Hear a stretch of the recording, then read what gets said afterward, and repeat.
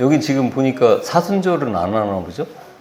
네. 예, 그건 너무 잘하시는 거예요. 그거는 거짓말입니다.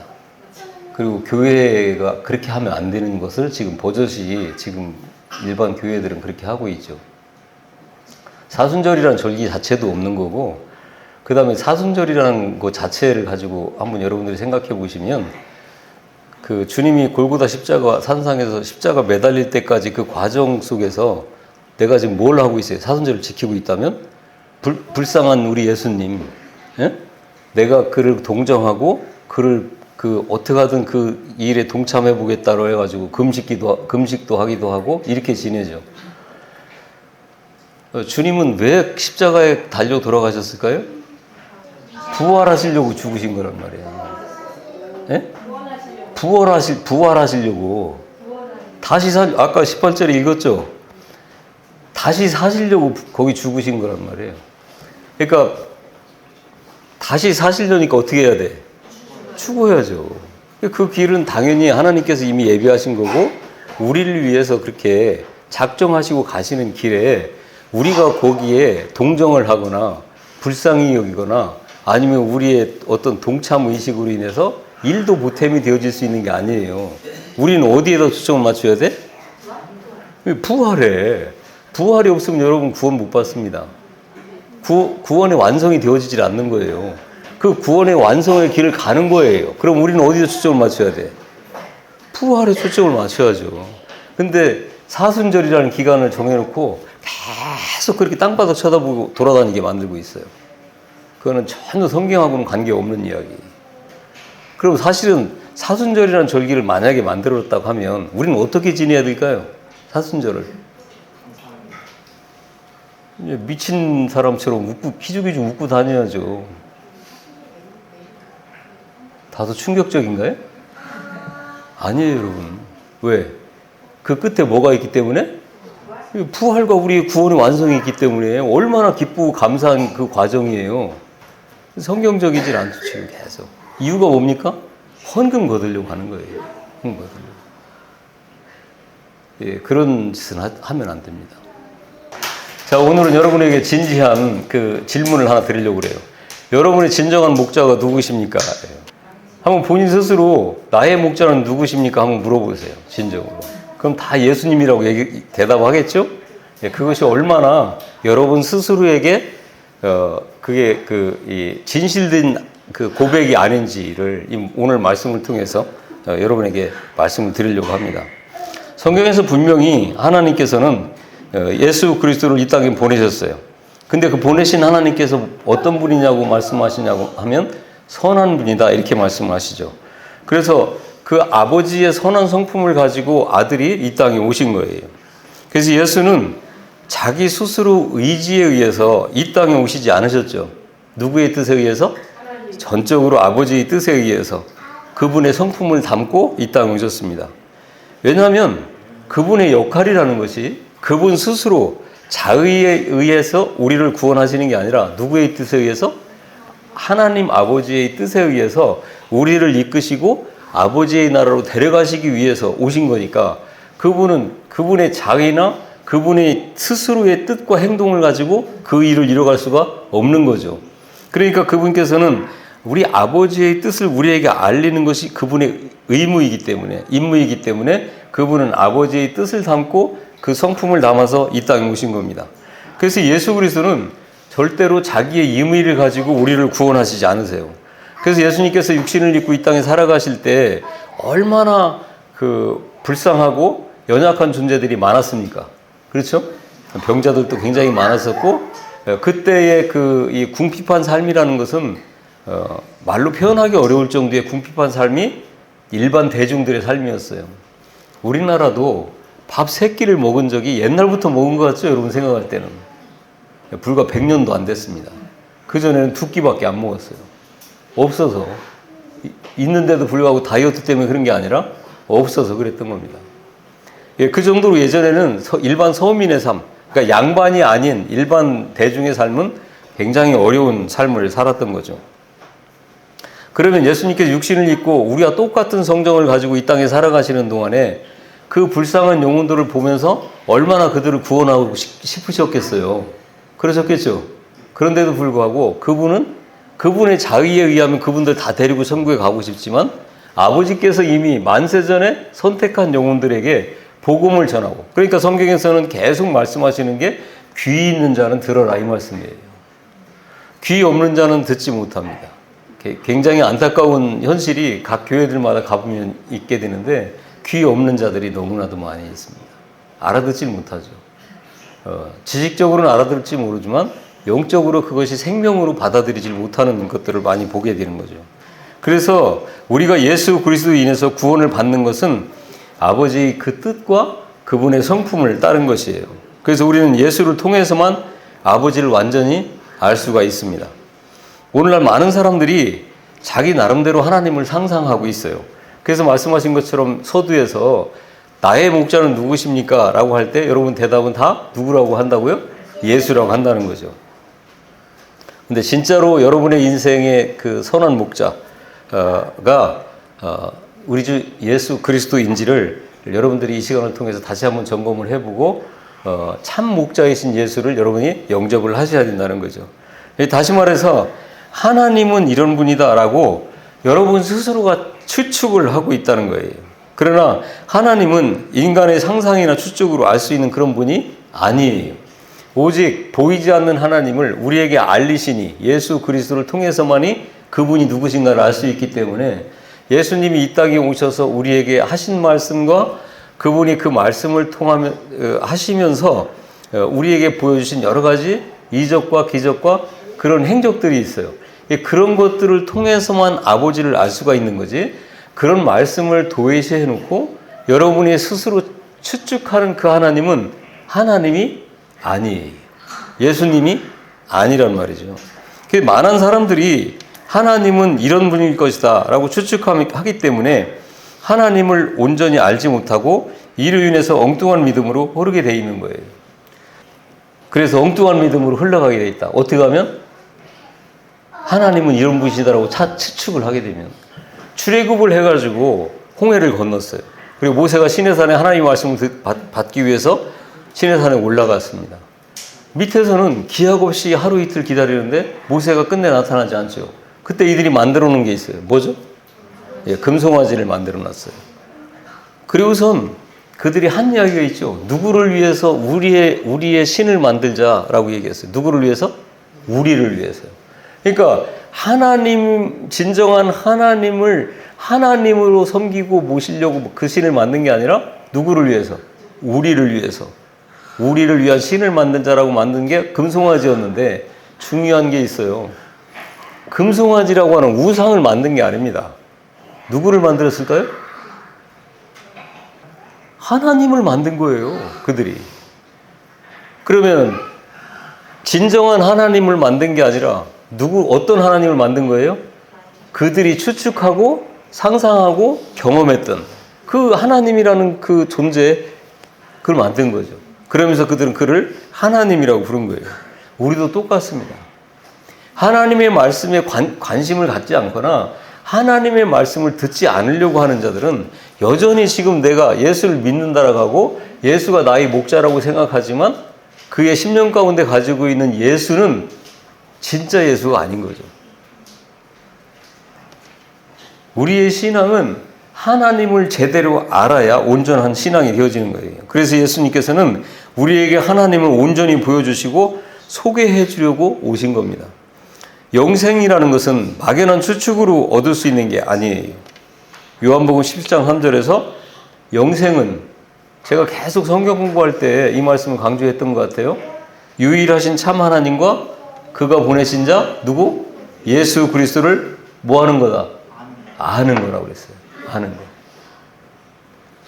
많은 분들이 가서 이 말씀을 하면 끝에 뭐라고 하냐면 유일하신 참 하나님과 예수 그리스도를 믿는 것이다 이렇게 이야기합니다. 내가 알지 못하면 상대방을 우리는 믿을 수가 없어요. 왜? 하나님과 우리의 관계는 어떤 미신적 주술신앙이 아니고 약속의 관계이기 때문에 그렇습니다. 주술적 신앙은 상대방, 내가 믿는 신이 어떤 존재인지를 우리는 알 필요도 없고 알 수도 없고 관심도 없습니다. 그저 가서 손바닥이 발바닥 되도록 빌고 우리가 원하는 그 복만 받으면 되는 거기 때문에 그 신에 대한 관심은 1도 없죠. 그런데 하나님과 우리의 관계는 그런 관계가 아니라 약속의 관계예요. 그 약속이라는 것은 상대방에 대해서 내가 그 이야기한 거 전달해주고 그 이야기를 상대방이 수용하지 않으면 약속은 이루어질 수가 없는 거예요. 하나님과 우리의 관계도 똑같은 겁니다. 그래서 예수를 이 땅에 보내신 그 아버지를 알아야 내가 온전한 그 아버지의 백성이 되어진다는 거죠. 그래서 그 아버지의 백성이 되어진 자에게만 영생이 주어지는 거예요. 율법으로는 하나님을 온전하게 이해하지 못하기 때문입니다. 왜 그럴까요? 율법은 하라, 하지 마라 라고 하는 규율만 있기 때문에 그래요. 법만 있기 때문에 그렇습니다. 그러면 그 법이라는 게 뭐예요? 잘한 자에게는 상을 주고 못한 자는 벌을 주는 거예요. 그런데 율법, 그 성경에서 계시되어지는 율법이 613가지인데 그 율법만이 아니라 그 율법을 어떻게 지켜야 된다라고 하는 여러 가지 세부 항목들이 그 후에 계속해서 만들어졌어요. 그게 이제 장로들의 유전이라든지 서기관들에 의해서 율법이 해석되어져서 이 문헌으로 만들어진 거죠. 예를 들면 안식일을 지켜라 이렇게만 되어 있죠. 그럼 안식일을 어떻게 지켜야 되는지를 모르잖아요. 그렇기 때문에 거기에 대한 어떻게 하는 것이 안식일을 지키는 거라고 하는 건 세부 품목이 세부적인 항목들이 계속해서 이제 전통적으로 이렇게 내려오게 되어지는 거죠.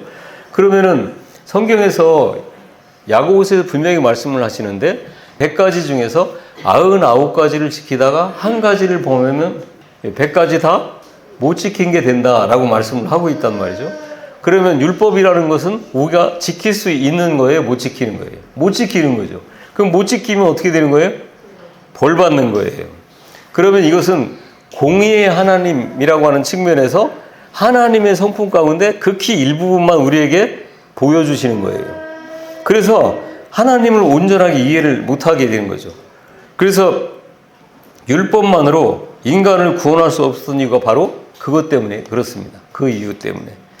그러나 예수님께서는 우리에게 하나님을 온전히 소개해 주신 분이죠. 그래서 우리는 예수로 인해서 하나님 아버지를 온전하게 알게 되는 거예요.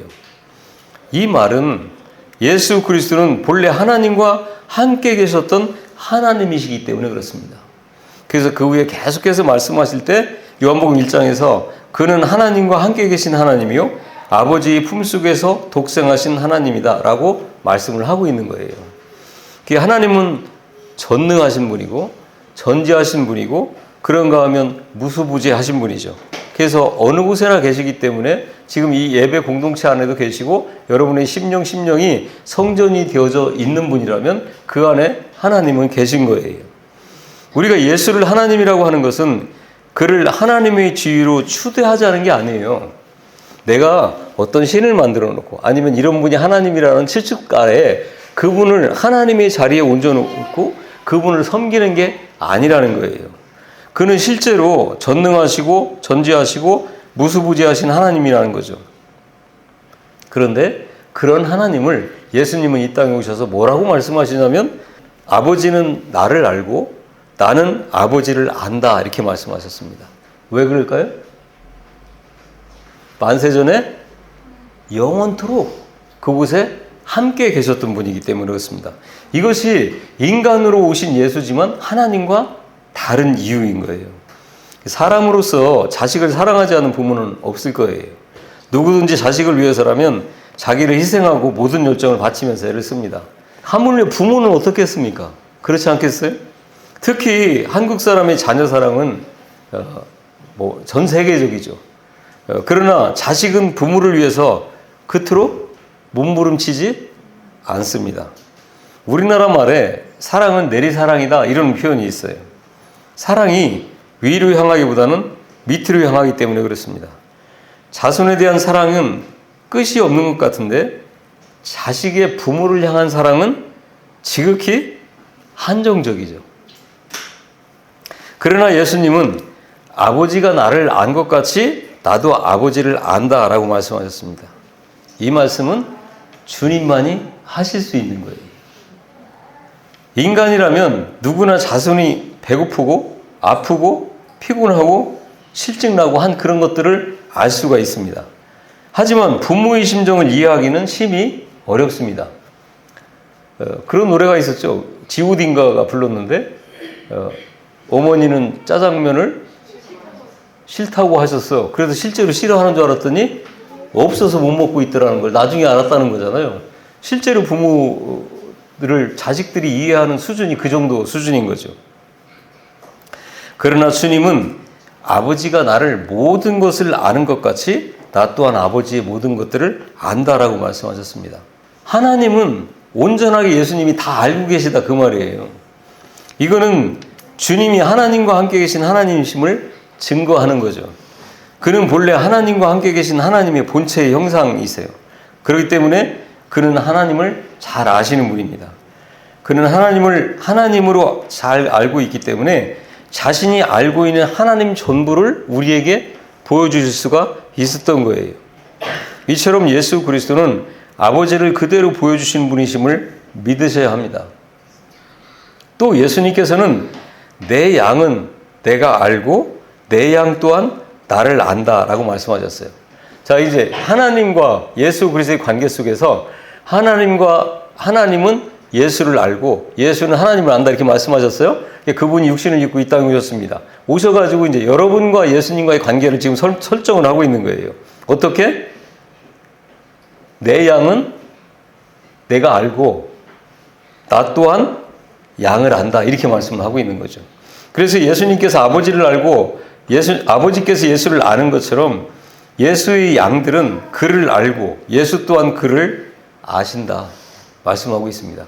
그럼 다시 한번 말씀드리면 지금 여러분들 가운데서 예수를 알지 못하면 하나님을 알지 못하는 거고 따라서 그런 분은 예수 그리스도의 양이 아직 안 되었다 그 말이에요. 굉장히 심각한 이야기입니다. 그렇기 때문에 그의 양들은 그의 음성을 듣는다라고 말씀합니다. 계시록 14장 4절에 가서 가면 어린 양이 어디로 인도하든지 따라가는 자가 성도다 이렇게 말씀하고 있어요. 그러니까 어린 양 예수 그리스도가 어디로든 데려가면 그를 따라가는 자가 성도다 이렇게 말씀하고 있습니다. 그러니까 예수 그리스도가 어디로 데려가는지를 내가 알아야 따라갈 거 아니겠어요. 지금 그 설명을 하고 있는 거예요. 신앙생활은 교회 생활이나 여러 가지 의식에 동참하고 또 도덕적인 행위나 표현으로 지속되는 게 아닙니다. 다시 말하면 그저 끊임없이 예배를 반복하고 헌금하고 또 교회에서 무슨 행사가 있으면 적극적으로 참여하고 하는 것이 신앙생활이 아니라는 거예요. 하나님에 대해서 깊이 알려고 하는 노력이 없이 도덕적인 행위 표현을 신앙생활을 잘 하는 것 같이 생각한다면 그는 아직 예수를 잘 알지 못하는 겁니다. 예수님께서는 너희 의가 바리새인보다 더 낫지 못하면 결단코 천국에 들어가지 못한다라고 말씀하셨습니다. 바리새인들보다 너희 의가 더 낫지 아니하면 천국에 못 들어간다 이렇게 말씀하고 있습니다. 그럼 바리새인들의 의가 뭔지를 우리가 알아야 되잖아요. 바리새인들은 그들의 행위는요, 인간으로서 할 수 있는 최고의 행위를 우리 하나님을 위해서 했던 인간들입니다. 그 이상의 행위를 할 수 없을 만큼의 행위를 했던 게 바리새인들이에요. 인간으로서 신의 뜻대로, 신이 요구하는 대로 표현할 수 있는 최상의 것이 바로 바리새 운동이에요. 바리새인들의 행위는 영적으로는 부족하다 이렇게 할지라도 외적인 면으로는 이들을 능가할 자가 없습니다. 바리새인들을 보면 마치 율법을 보는 것 같이 생각이 될 정도로 완벽하게 훈련된 그런 생활을 하고 있었어요. 성경에서 보면 바리새인들은 우리 주님께서 말씀하실 때 돈을 사랑하는 자다 이렇게 말씀하고 있어요. 그 여러분들이 문자적으로 볼 때는 굉장히 오해하기가 쉽죠. 바리새인들은 돈을 많이 좋아했나 보다 이렇게 생각을 할 수 있겠지만 그 돈이라고 하는 것은 성경에서 말씀하고 있는 돈이라고 하는 그 단어의 의미는 세상을 표현하는 거예요. 그럼 세상이라고 하는 것을 포괄하고 있을 때 바리새인들에게 그 말씀이 접목되어질 때는 그 바리새인들은 뭐를 사랑하는 거냐면 자기들이 생각하는 하나님과 자기들이 생각하는 하나님이 자기들에게 주신 그 율법을 지키는 행위로 말미암아 자기들은 구원을 받을 수 있다라고 착각하고 있는 그 잘못된 성경 지식을 얘기하고 있는 거예요. 인간이 더 이상 신의 뜻과 그 계명을 따를 수 없을 만큼 그들은 훈련된 생활에 아주 철저했던 사람들입니다. 그들은 돈을 갖고 있지 않았습니다. 왜? 율법을 철저하게 지켰던 사람들이기 때문에 그 돈을 가지고 자칫하면 자기들이 그 돈을 소유하고 있을 그 돈으로 말미암아 자기들이 타락할까 싶어서 돈을 가지고 자기들이 돈을 가질 수 있는 환경이 되어지면 그 즉시 구제했어요. 그 돈 가지고 다.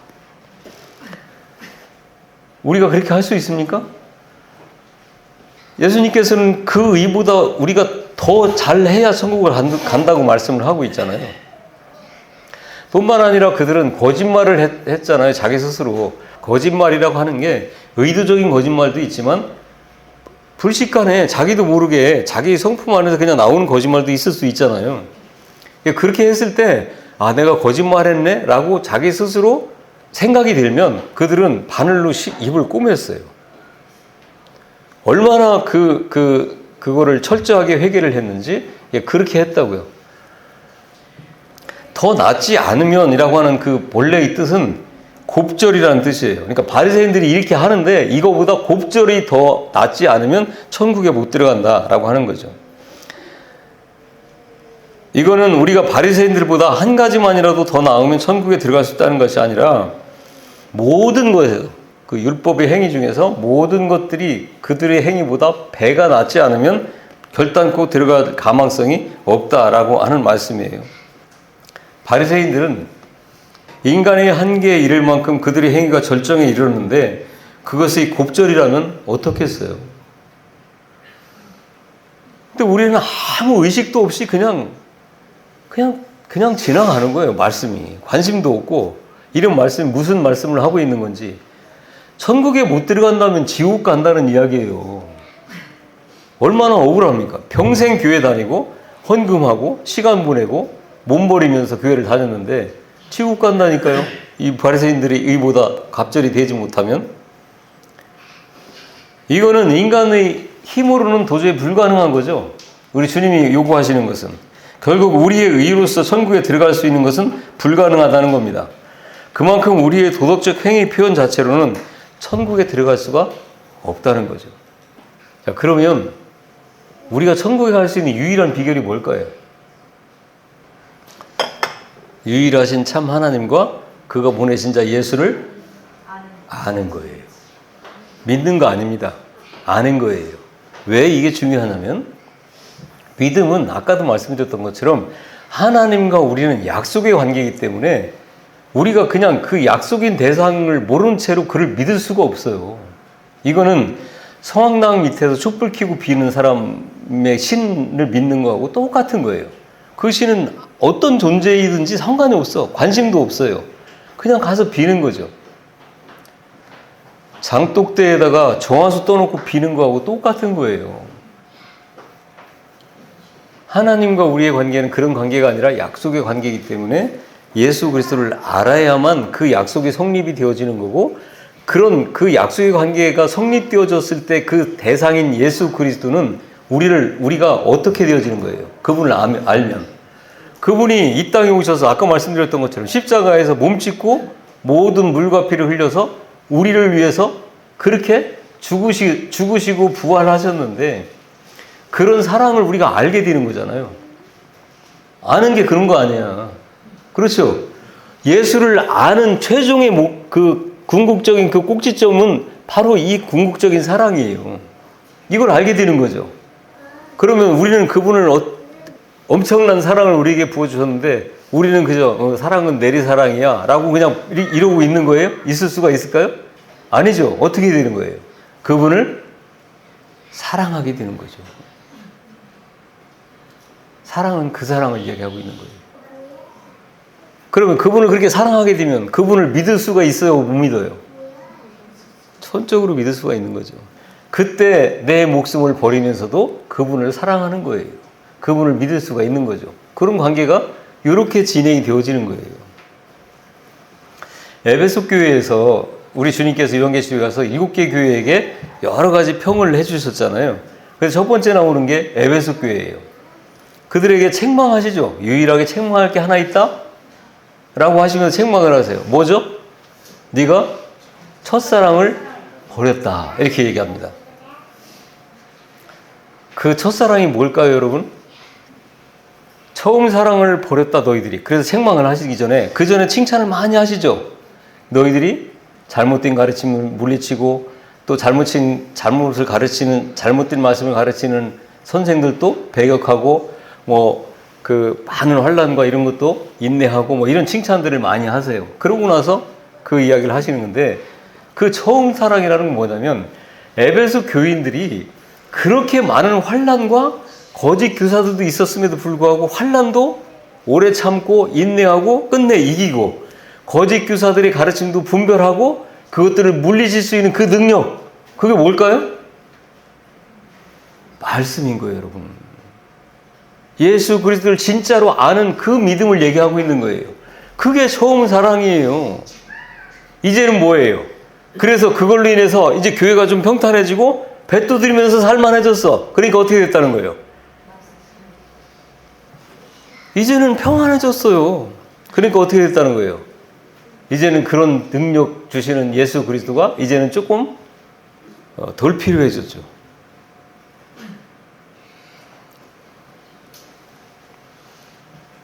에베소 교회가 왜 그렇게 칭찬을 많이 받으실 수 있는 그런 교회가 되었을까요? 에베소 교회 담임 목사가 누구였냐면 사도 요한이었어요.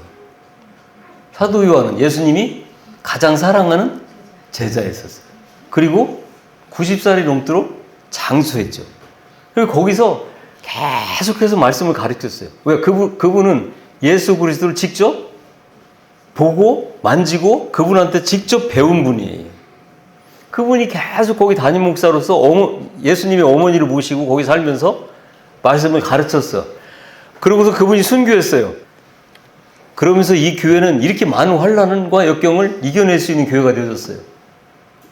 그러면 지금 왜 그런 교회가 되어졌는지 답을 말씀드렸죠. 어떻게? 훌륭한 스승이 있었던 거예요, 여러분. 성경을 성경으로 풀어서 그걸 제대로 가르치는 선생이 있었기 때문에 그런 훌륭한 교회가 되어질 수가 있었던 거죠. 예수는 자신을 가리켜서 선한 목자다 이렇게 말씀하고 있습니다. 오늘 본문에서 읽었던 것처럼 선한이라고 하는 뜻의 헬라어는 칼로스예요. 칼로스. 이 단어는 일상 용어로 사용되어지는 단어가 아니에요. 그 고상한 단어는 누구에게 쓰는 단어냐? 하나님, 신에 대해서 쓸 때 사용되어지는 단어예요. 그래서 헬라어 단어 가운데 선한이라고 하는 말은 신에게나 바칠 수 있는 그런 말로서 일반적으로 쓰이지 않는 단어인데요. 어떤 사람이 예수님께 와가지고 선한 선생이여 이렇게 얘기를 하죠. 그러자 예수님께서는 뭐라고 말씀하시죠? 어찌하여 네가 나에게 선하다 말하느냐? 선한 이는 오직 하늘에 계신 하나님 한 분뿐이다 이렇게 얘기를 해요. 그러니까 나는 지금 선한 분이 아니다 이렇게 얘기를 하는 거죠. 그런데 오늘 본문에 보니까 뭐라고 그래요? 선한 목자다. 하나도 궁금하지 않죠? 네? 지금 성경은 완전히 이율배반적인 이야기를 하고 있는 거잖아요. 그가 예수를 하나님으로 알고 선한 선생이시여 했으면 내 말이 옳도다 이렇게 얘기를 했을 겁니다. 다시 말하면 예수님께서 가이사랴 빌립보에서 가서 제자들을 앉혀놓고 이야기하죠. 물어보세요. 세상 사람들이 나를 누구라고 하느냐라고 하니까 뭐라고 그러죠? 엘리야라고도 하고 선지자라고도 하고 세례 요한이라고도 하고 이렇게 얘기합니다 라고 얘기하는 거예요. 바로 지금 어떤 사람이 와서 예수님에게 오셔가지고 선한 선생이라고 할 때 그 선한이라고 하는 표현 그 안에 담겨져 있는 뜻은 뭐냐면 엘리야, 세례 요한, 선지자인 선생이요 라고 얘기하는 거죠. 나는 네가 생각하는 그런 존재가 아니라고 얘기하는 거예요. 다시 말하면 지금 여러분에게 있는 여러분이 목자라고 생각하는 예수 그리스도가 이런 선한 분이냐 그 말이에요. 그걸 여러분들이 잘 생각을 하셔야 돼요. 그러나 예수님께서는 그는 예수를 나사렛 그 촌에 보잘것없는 사람인데 계속 지금까지 그 사람들에게 보였던 어떤 행적이나 말이나 이런 거 보니까 좀 특이하고 세상 사람들이 듣지 못했던 그런 이야기를 하고 있으니까 그 정도로 생각하면서 극존칭으로 부른 거예요. 그게 그런 이야기를 하고 있는 건데 우리 예수님께서는 어찌하여 나를 선하다고 하느냐? 선한 이는 하늘에 계신 한 분뿐이다 라고 설명을 해줍니다. 왜 그러냐면 지금 네가 생각하는 선지자, 세례 요한, 엘리야에게는 선한이라는 표현을 쓰면 안 된다라고 얘기하는 거예요.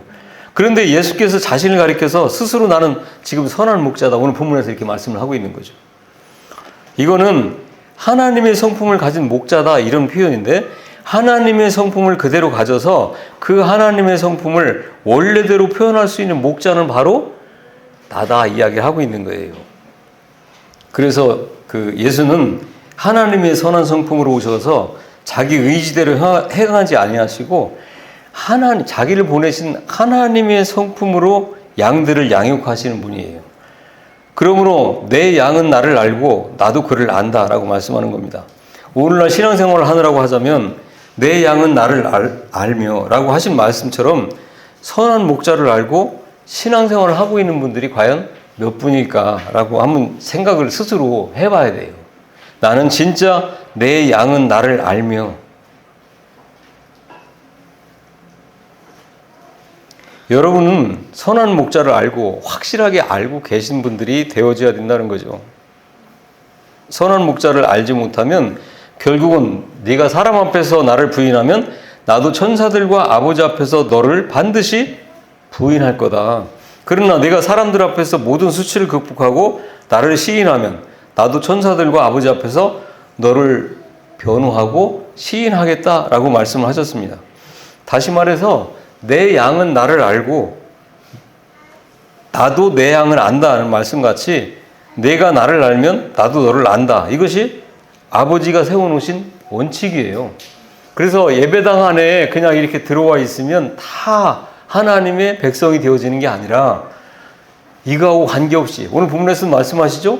지금 나를 지금 현재 따르지 않는 다른 양들도 있다 말씀하시죠? 이 예배당 안에 앉아있고 안 있고 이게 중요한 게 아니에요. 예배당이 없어도 그분을 알고 그분이 아는 양들이 있는 곳이면 그곳이 진정한 교회 예배 공동체가 되어지는 거죠.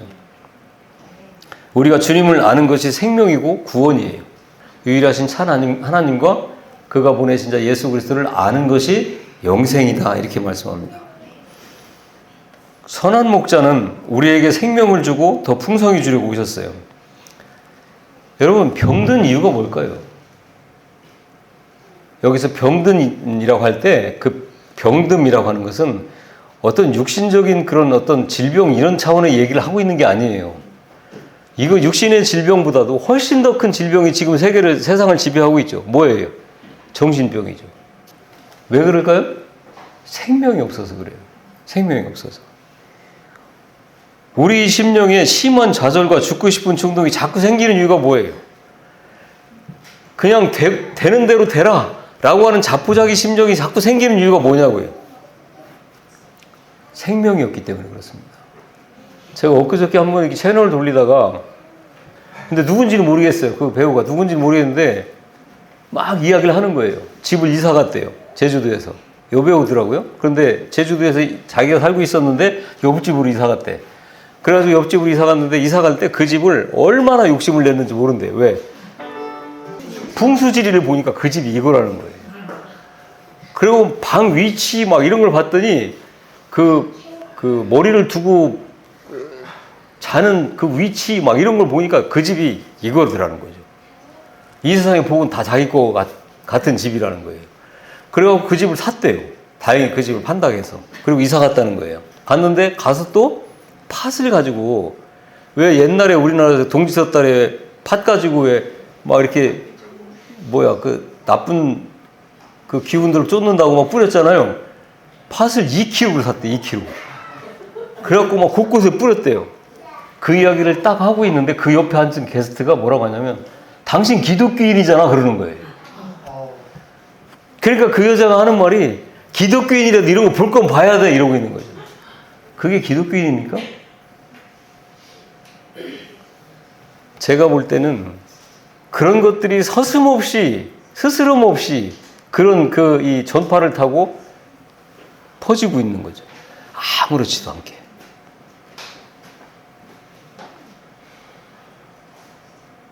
그건 기독교인이 아니에요, 여러분. 그 정도가 아니라 할지라도 지금 말씀드렸던 것처럼 성경이 계시하고 있는 그 하나님과 예수 그리스도를 알지 못하면 그건 기독교인이 아닌 거예요. 여러분의 믿음은 헛된 거죠. 가뭄이 곡식들이 말라 죽어가요. 그것처럼 때로는 살아보려고 몸부림치고 애쓰다가도 불현듯 마음속에 죽어버렸으면 좋겠다라고 떠오르는 좌절이 오죠. 죽고 싶다라고 하는 생명의 좌절은요, 지금 금방 말씀드렸던 것처럼 그 생명의 좌절은 생명의 부족 때문에 오는 거예요. 생명의 빈곤함을 스스로 인정하는 거죠. 주님은 이러한 자들에게 생명을 주고 더 풍성히 주려고 오셨다라고 말씀하고 있습니다. 우리 마음에 생명이 풍성하다면 살고자 하는 생명의 애착과 의욕이 솟아나게 돼 있어요. 그리할 때 육체의 생명이 부어지면 어떠한 병도 다 이겨낼 수 있는 강력한 능력이 나타나게 돼 있습니다. 그래서 우리는 우리에게 그 생명을 주고 우리에게 영원한 진리로 온전한 아버지의 집으로 우리를 이끄시고자 하는 그분을 알지 않으면 안 되는 거죠. 오늘날 탕자처럼 방황하는 사람들이 얼마나 많이 있어요. 신앙생활을 잘한다고 했지만 하나님에 대해서 잘 알지 못하는 것들로 인해서 하나님을 오해한 적이 얼마나 많냔 말이에요. 어떤 사람들은 때로는 자기 믿음이 좋다고 생각하면서 기도할 때 믿습니다 해가면서 목이 막 상할 정도로 기합을 넣으면서 이렇게 외치는 사람들이 있어요. 그러면 그렇게 기도할 때 하나님께서는 여기 있다라고 주시면 얼마나 좋겠어요. 그러니까 그렇지 않으니까 그때 느끼는 좌절이라고 하는 것은 여러분 사람과의 관계 속에서 얻는 상처보다 훨씬 더 큰 상처를 갖고 있습니다. 단지 하나님에 대한 그 상처가 불경스럽다라고 생각하기 때문에 표출을 못하고 누르고 있는 것뿐이에요. 결국은 하나님이 없다고 타락하는 사람들도 굉장히 많죠. 오늘날 많은 새신자들이 많이 인도되고 있어요. 그런데 그 가운데 영적 생활을 지속하지 못하고 꺼져가는 경우가 얼마나 많이 있어요. 또 교회에 오래 다녔지만 하나님과 선한 목자 예수를 알지 못하고 믿는다고 하다가도 교회를 떠나는 사람들이 얼마나 많습니다. 특히 지금 이 코로나 과정을 거쳐서 30% 정도가 줄었다고 그래요. 교인들이. 그러면 그 중에서 나온 지 얼마 안 된 사람도 있겠지만 굉장히 오래된 사람들도 거기에 포함되어 있다는 거죠. 여러분의 심령을 다시 돌아보는 시간이 되어줬으면 좋겠습니다. 지금이야 주변에서 도와주는 사람도 있고 기도해 주는 사람도 있고 그럭저럭 지탱해 가고 있지만 우리의 마음이 얼마나 연약한지 몰라요. 바람 앞에서 놓인 등잔불처럼 아슬아슬합니다. 여러분들은 힘껏 자녀들을 먹여주고 입혀주고 교육시키지만 그들이 지금 어디에서 무엇을 하고 있는지 여러분이 어떻게 알고 있어요? 지금 그들의 세대는요 심각할 정도로 흔들리고 있습니다. 대학 시험을 보기 전에 자살하는 아이들의 수가 굉장히 많아지죠. 뿐만 아니라 지금 여러 가지 3포, 5포, 7포 이렇게 나와요. 여러 가지를 포기하고 방콕해가지고 30대, 40대가 돼서도 부모한테 의지하고 사는 사람들을 뭐라고 하죠? 캥거루족이라고 하나요? 그런 사람들도 지금 굉장히 많이 있다는 거예요.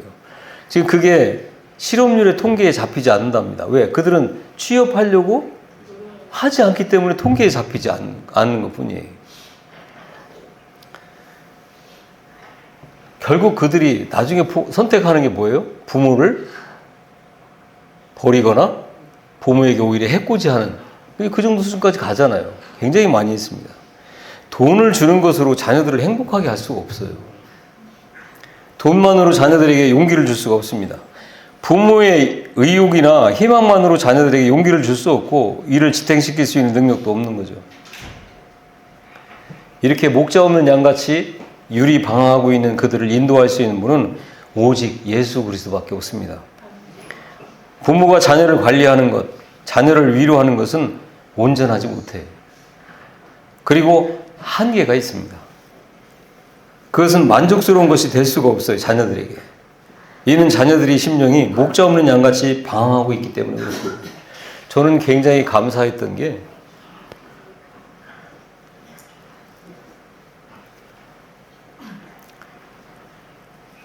제가 중학교 3학년 때부터 방황을 했던 것 같은데요.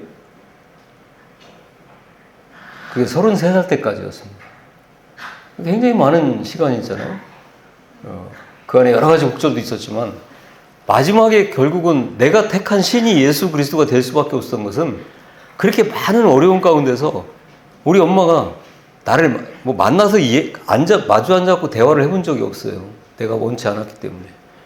그냥 집에 있다가 나가려고 할 때 신발 신으려면 신발장 앞에 조금 시간 지체해야 되잖아요. 그때 잠깐 손 붙잡고 하는 얘기가 있어요. 너 그렇게 살면 죽어. 예수 믿어야 돼.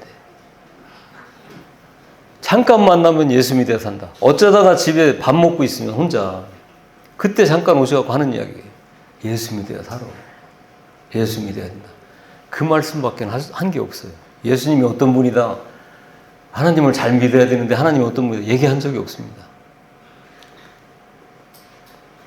근데 내가 궁극적으로 신을 선택하게 될 때 예수를 선택하게 되고 그때 계속해서 맴돌았던 얘기죠. 너 그렇게 살면 죽는다? 예수 믿어야 산다. 자녀들에게 여러분이 소개해주고 전해줘야 될 분은 바로 영원한 생명이신 예수밖에 없어요. 돈 주고 그들에게 아무리 좋은 위치를 여러분이 만들어줘 보세요.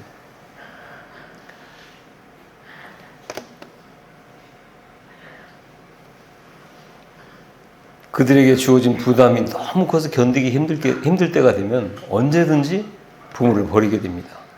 그들에게는 진정한 목자가 필요하죠. 참 목자를 소개시켜 주셔야 돼요. 이것이 그들을 돌볼 수 있는 최상이고 성경에서 말씀하시는 진정한 구제예요. 여러분, 구제라는 건 작년에 제가 계속 설명을 드렸을 거예요. 어디 가서 밥 하나 만들어가지고 그들에게 어려운 사람들에게 밥 나눠주는 게 아니에요. 그거는 그림자로, 예표로 구제라는 걸 설명하기 위해서 그걸 우리에게 지금 성경에서 설명을 하고 있는 거지, 진정한 구제라는 것은 밥 한 끼 주면 그 다음 그 때가 되면 또 배고파요. 그걸 얘기하고 있는 게 아니에요. 그것처럼 배고픈 자에게 밥을 나눠주는 것처럼 생명이 없어서 죽게 되는 영혼에게 영원한 생명을 나눠줘서 영원한 풍성한 생명을 소유하게 만드는 것이 구제다라고 말씀하고 있는 거죠. 바로 선한 목자, 하나님의 성품으로 오신 목자, 그는 오직 하나님이 자기 아들을 사랑함 같이 우리를 사랑하시려고, 우리를 자기 양으로 양육하시려고 임하신 그 영생이라는 것은 하나님을 알게 되는 거죠. 스가랴서 1장 3절에서 보면 하나님께 돌아와라. 그러면 나 하나님도 너에게로 돌아가리라. 말라기 3장 7절에서 하나님께 돌아오라. 그리하면 나도 너에게 돌아가리라. 야고보서 4장 8절에서 하나님을 가까이 하라. 그러면 그가 너희를 가까이 하리라. 이렇게 말씀하고 있어요. 우리는 하나님께로 오지 않으면 하나님의 은혜를 맛볼 수가 없습니다. 하나님께 가까이 나온다는 게 뭘까요? 하나님께 가까이 가야 된다 얘기는 하지만 하나님께 가까이 나가야 되는 방법을 얘기를 하질 않아요. 뭐겠습니까? 말씀 공부하는 거예요. 말씀을 연구하시는 거예요. 말씀을 아는 거죠. 어떻게 보이지 않는 하나님께 여러분이 가까이 나갈 수가 있습니까? 교회 다닌다 할지라도 그리스도께서 나의 목자 되시고 나는 그의 기르시는 양이 되지 않으면 그만큼 불안하고 온전하지 못하게 되는 거예요. 목자 없는 양같이 광야에서 유리하며 방황하면 결국은 이리에게 찢기고 맹수에게 물려 죽을 수밖에 없습니다. 우리는 우리의 양심의 위로를 받고 우리 영혼의 위로를 받고 우리 자녀들이 안심하고 위로를 받을 수 있게 하려면 진정한 목자이신 예수 그리스도를 알아야 되는 거예요. 그래서 내 심령은 주님으로부터 양육받는 주님의 양이고 주님은 내 영혼을 양육하시는 참 목자고 선한 목자이심을 알아야 합니다. 교회의 의식 속에 들어와 있는 것으로 온전하다고 할 수가 없어요. 우리의 도덕적인 표현과 행위만으로는 온전하다고 할 수가 없습니다. 그래서 우리는 단 한 사람이라도 목자 없는 양같이 방황하면서 괴로워하며 슬퍼하며 위로하는 사람이 없도록 그의 양이 되어져야 하는 거죠. 그래서 예수 그리스도는 하나님의 지혜이고 예수 그리스도는 하나님의 지식이에요. 예수는 하나님의 비밀이고 그리스도는 하나님의 능력이에요. 예수 그리스도는 하나님의 약속이고 하나님의 사랑입니다. 그리고 하나님의 영광이에요. 그래서 영감이 넘치는 사람은 오직 예수 한 분으로 만족하겠다는 고백이 끊임없이 나오게 되는 거예요. 제가 98년도에 부도나고 기도원에 갔었다고 그러잖아요. 그때 얼마나 울었냐면 눈만 뜨고 울었어요. 왜? 너무 슬펐어요. 92년도 6월 1일부터 예수를 믿었는데 97년도 7월 15일 날 부도가 났거든요. 죽을 지경인 거죠. 왜? 이렇게 원통할 수가 없는 거예요. 그 사이에 예수를 얼마나 열심히 믿었나 몰라요. 아니 다시 말하면 교회 생활을 얼마나 열심히 했나 모르죠. 그때 주변에 있는 사람들이 내가 초신자인데도 불구하고 나를 잘 모르는 사람들은 나를 전도사님 이렇게 불렀어요. 그렇게 열심히 했는데 또 부도가 나고 거지가 됐어요. 거지가 된 게 아니라 완전히 빚더미에 또 앉게 됐어요. 그러니 기도원 가지고 얼마나 울었겠습니까? 억울합니다. 내가 뭘 잘못했어요? 잘못한 게 있으면 알려주셔야 될 거 아니겠어요? 이렇게 기도했어요. 그 원장님이 7일간 단식을 하라고 그러더라고요. 그 단식이 뭐예요? 물만 먹는 건가요? 아니, 물도 안 먹는 거라고요. 7일간 단식을 했어요. 물도 안 먹, 한 방울도 안 먹어. 피부가 새까맣게 다 들어가요. 여기 있는 수분까지 다 안으로 들어가서 이 심장에 달려고 이 수분을 다 끌어들이는 거죠. 그렇게 하고 나서 한 열흘쯤 지나는데, 그러니 기도하는 것도 울면서 그때 하늘에서 요한복음 9장 1절부터 3절까지 제가 몇 번 말씀드렸잖아요. 그 말씀이 쫙 두루마기 좀 펼쳐지면서 위에 떨어지는 거예요. 그때까지 내가 성경을 본 적이 없어요. 그 말씀을 그때 처음 본 거예요.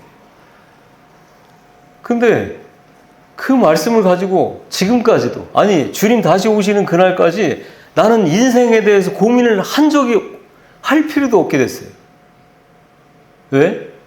내가 지금까지 살았던 이 고난의 과정은 결국 맹인이었었는데 이제는 주님의 영광을 위해서만이 있어야 되는 그런 인생이 이제는 펼쳐질 거고, 그 다음에 그 전에는 그런 내가 맹인으로 살 수밖에 없었던 이유는 주님이 영광을 위해서 나를 그렇게 만드셨던 인생이었구나 라고 하는 해답이 딱 주어진 거죠.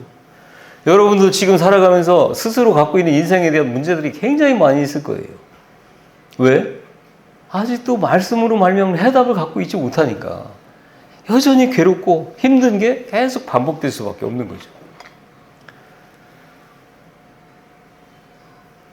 참 목자이신 우리 주님이 영원한 생명을 우리에게 주실 때만이 여러분이 가지고 있는 그 인생의 문제가 해결될 뿐만 아니라 여러분의 진정한 목자이신 예수 그리스도가 여러분의 선한 목자가 되어져서 주님 오실 때까지 여러분의 인생을 그렇게 인도해 가시는 겁니다. 그런 여러분 되기를 예수의 이름으로 축원합니다.